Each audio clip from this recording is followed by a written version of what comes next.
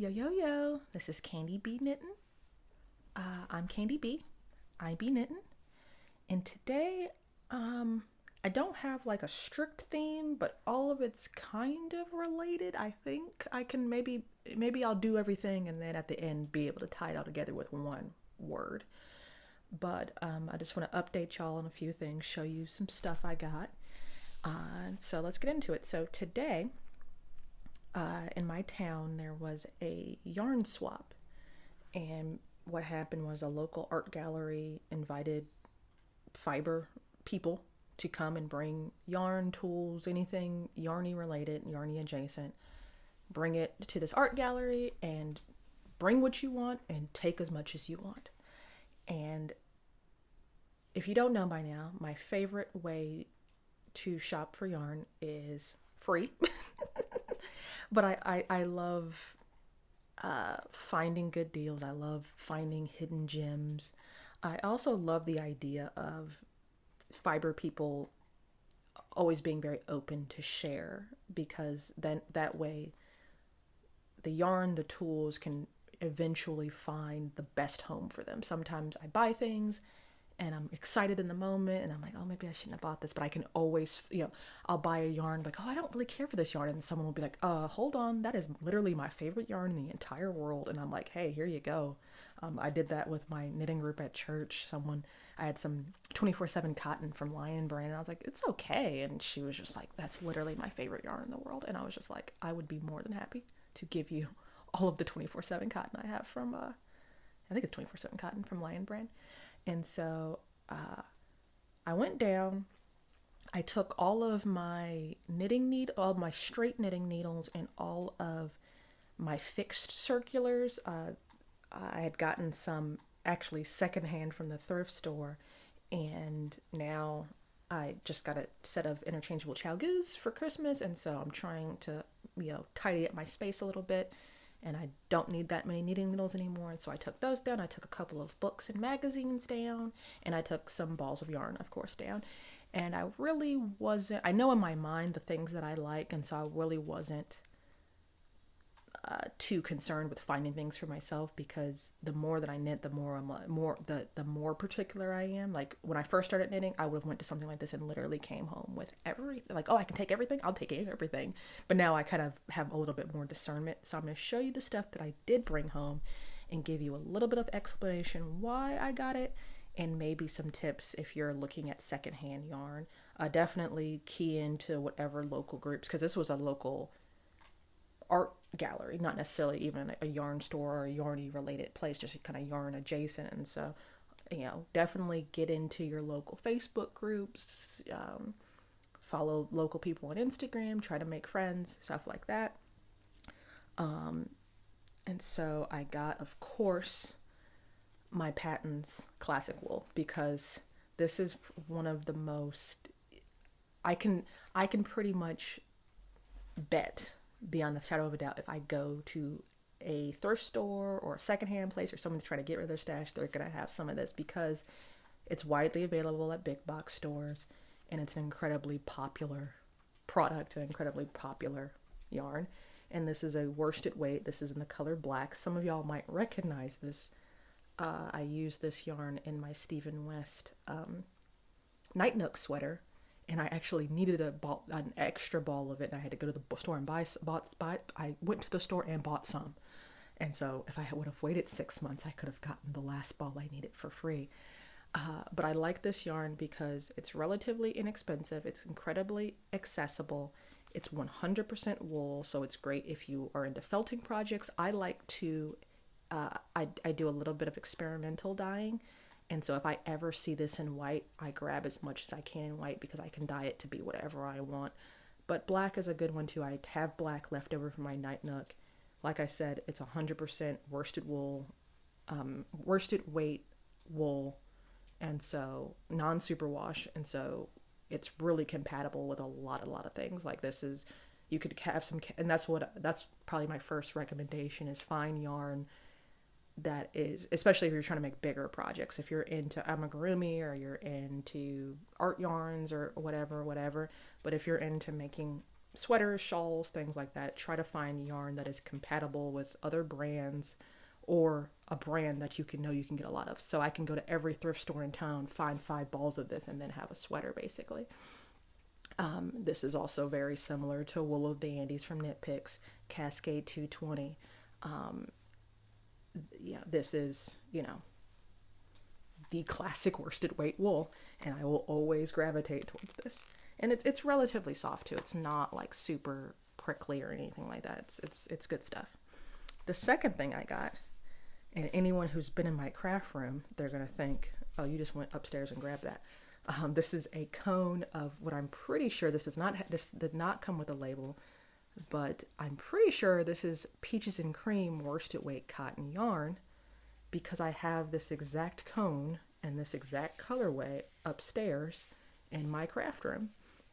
And this is, like I said, a worsted weight similar to, there's Sugars and Cream, there's Peaches and Cream. I have Peaches and Cream, and that I got from Walmart because it came in a big cone from Walmart. I think they're $11 for a big cone at Walmart.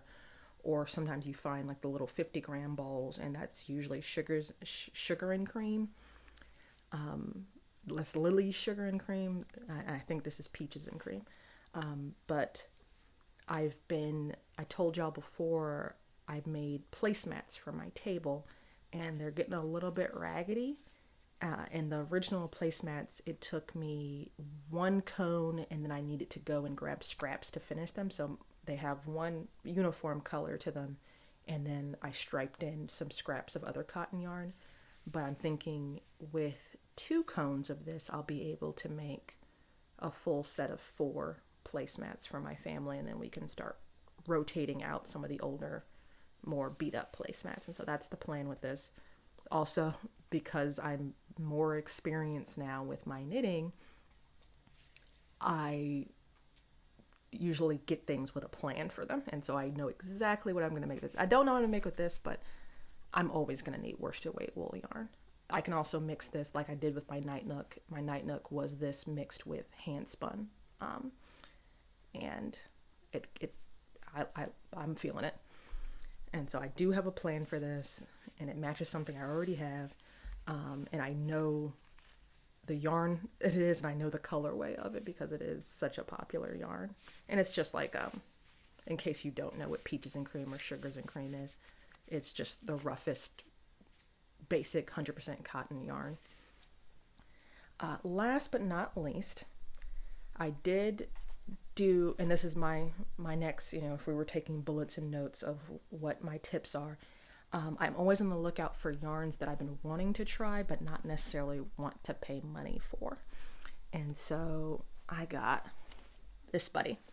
This is Pound of Love by Lion Brand, which I've only ever touched in the craft store, and it feels okay, but I just never really know. And so I was just like, oh, this is the perfect time to try this. And like, if you look at this, the label is intact. It looks relatively clean. It smells relatively clean. Always be on the lookout for any like loss in integrity in the yarn. With acrylic, you're a little bit safer. A lot of bugs are more attracted to the more natural fibers, but you still dust, allergens, stuff like that, anything living inside of it. And these looked, let me show you all the ones I got. This is called Cascade, the colorway. And this one is called Claret. I was going to say, I was like, is this the right language? Because usually I have multiple languages, and I know Claret is read in other languages. It's also Rouge Bordeaux. So I'm guessing like, a red wine color. And then Fern. And kind of like a sage green. And so let's see if I can get these all into one handy dandy thumbnail. And so this is a pretty much zero risk way to try this yarn. And I've been wanting to try it because I'm always on the lookout. People sometimes ask me like, oh, what's your favorite, like just 4-weight acrylic? Because usually that is, at least in my circles, that's the most used yarn is a worsted weight acrylic yarn. And that's similar to Joanne Big Twist. Let me think.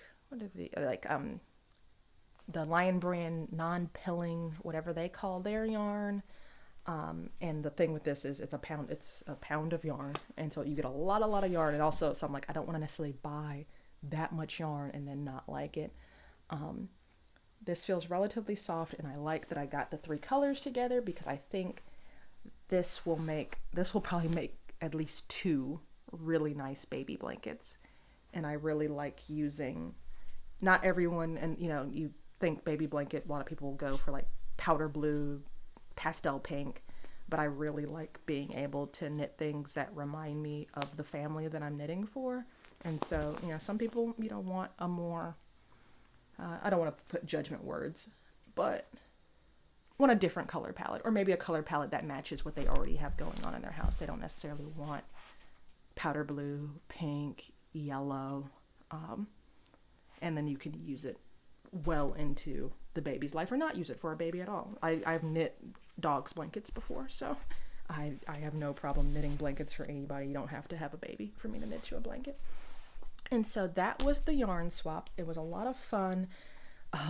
Very tightly packed. A lot of people, like, because I was nervous because I was like, because I'm trying to bring, stuff because I don't want to, just take. I want to bring stuff. And I'm just like, are people going to be there? Is it going to be just one? And it was a lot of people and a lot of yarn. So if you live in my area, that was the place to be. There a lot of, if you're into Red Heart Super Saver, they literally had the full rainbow of Red Heart Super Saver there.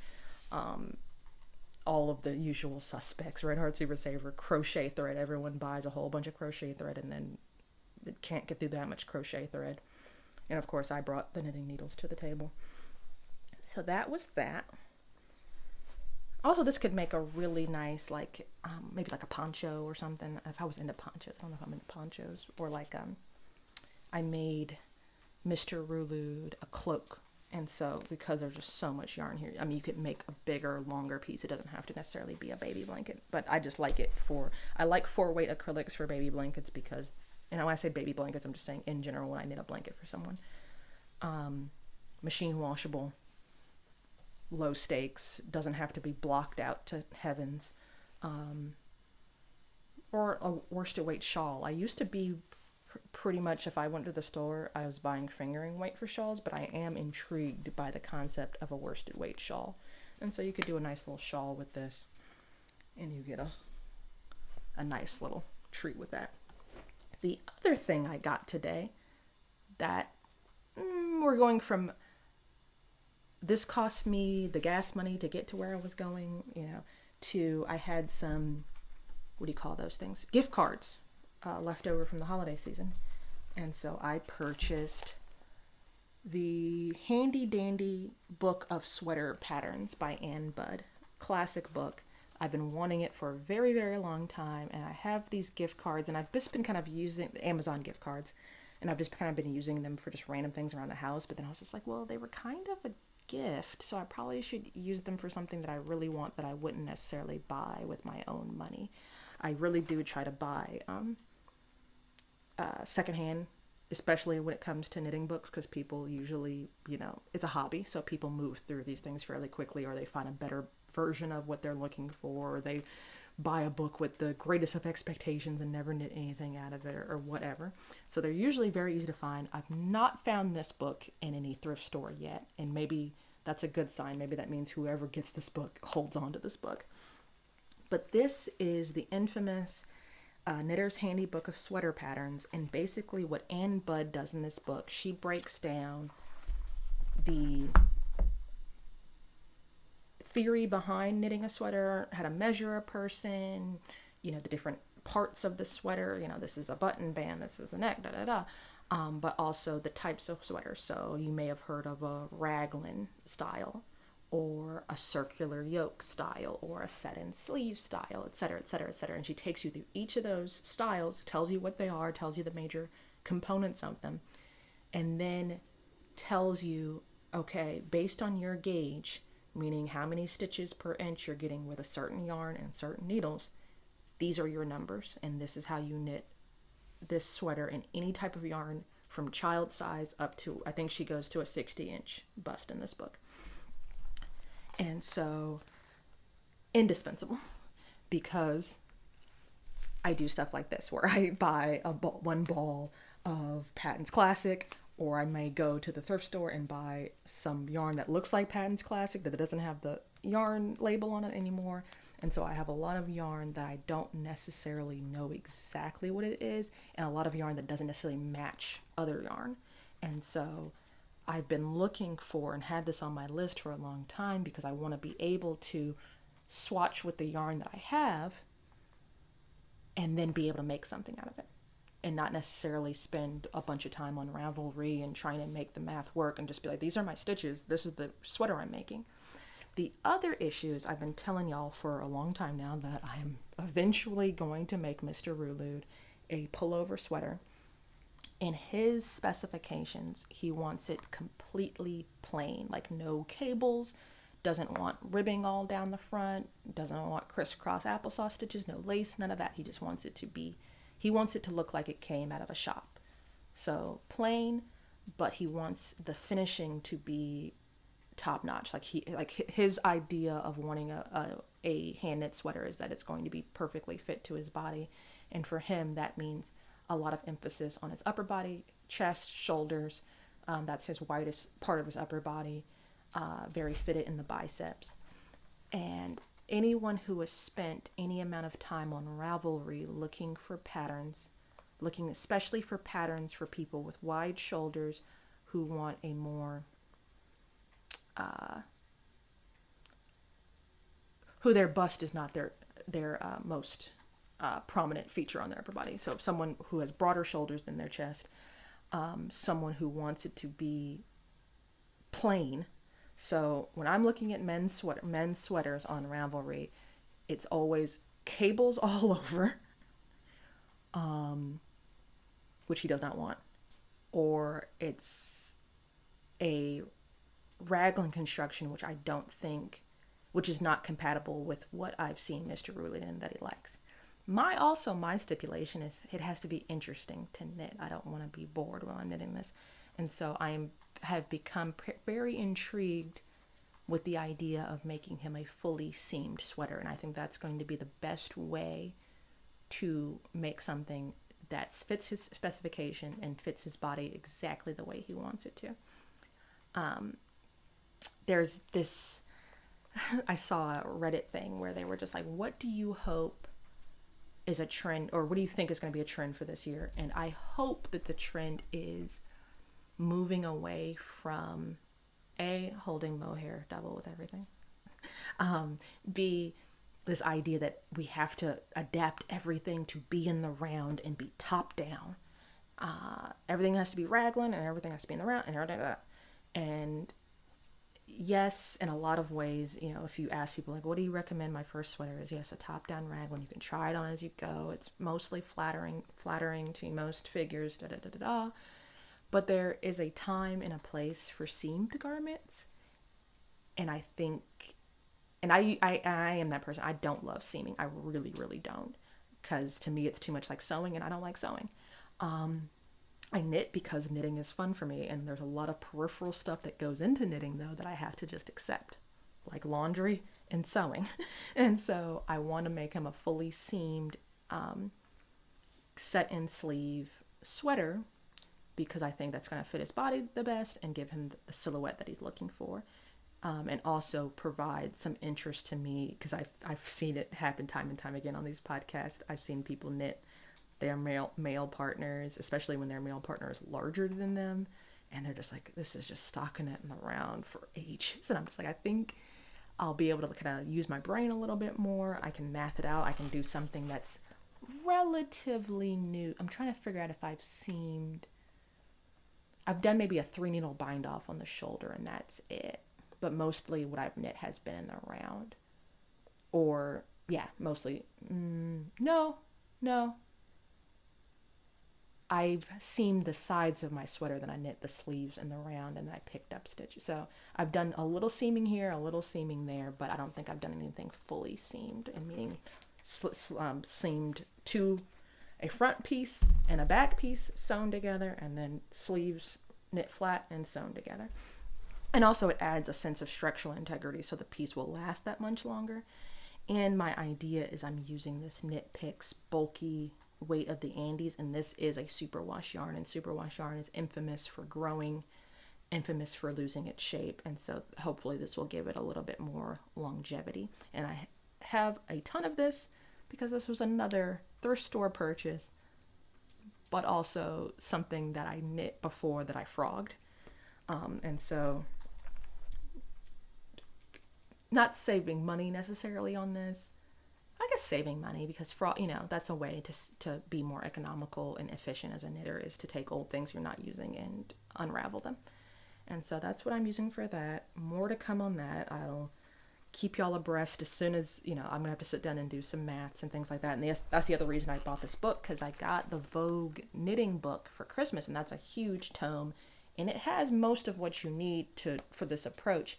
But this literally tells you the exact number of stitches and things, like bind off this, and I want to think, but I don't want to think too much. And so I feel like this is going to be a good entryway to that. And and I'm here for it. Yeah, there is, like I said, there's a time and the place for seamed garments. And also it's just really hard to just find just plain stuff, because that's the other thing too. After I knit him this, we're actually going to move to we're actually going to go and pick out special yarn for his like final sweater. This is like a rough draft of a sweater. So that's why I'm using this Will of the Andes. And I love the idea of letting a yarn speak for itself, especially like when it comes to my hand spun. I have an appreciation for certain fibers, certain colors. And so sometimes you just want a very generic blank canvas for something without, the details.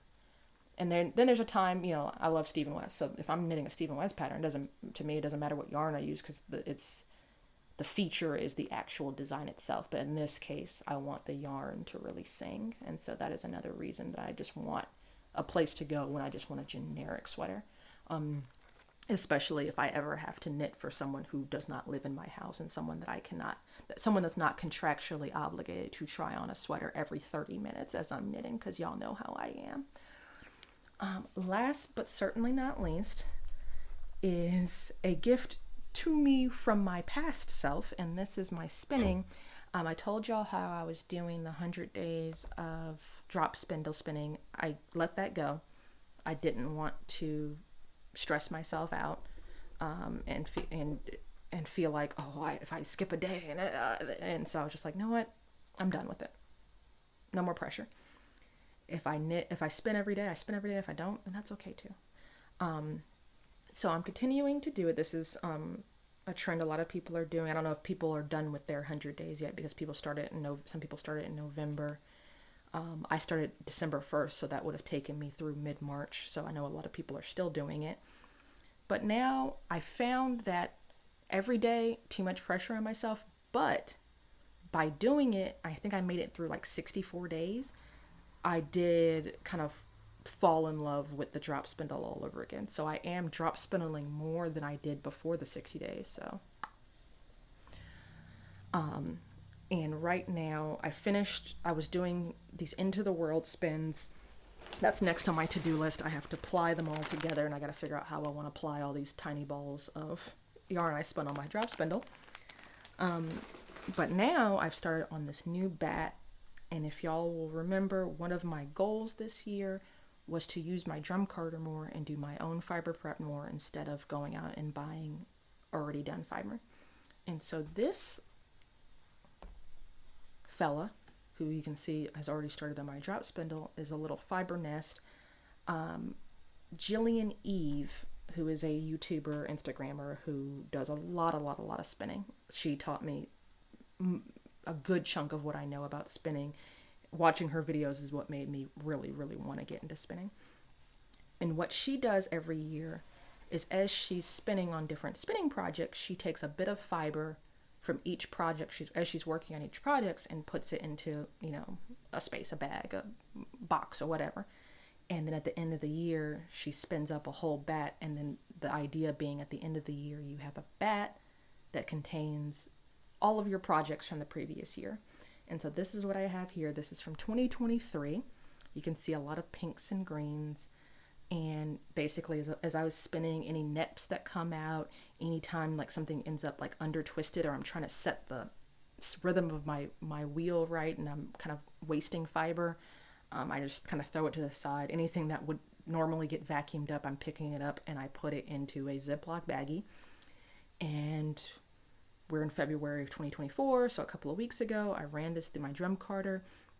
I don't know if it's going to pick up in the camera at all because I can barely see it. I have a little Angelina fiber, like the sparkly acrylic, I think it's just plastic, whatever you would call it. It's sparkly bits. And I always heard like a little goes a long way. It's kind of like glitter. It can kind of get away from you. So I put tiny bit in there. I probably could have put a little bit more, but you can see certain places it catches the light and there's a little bit of sparkle in there. And this is my current thing that I'm doing on my drop spindle with no expectation, no deadline. But eventually I'll have my 2023 bat will become 2023 yarn.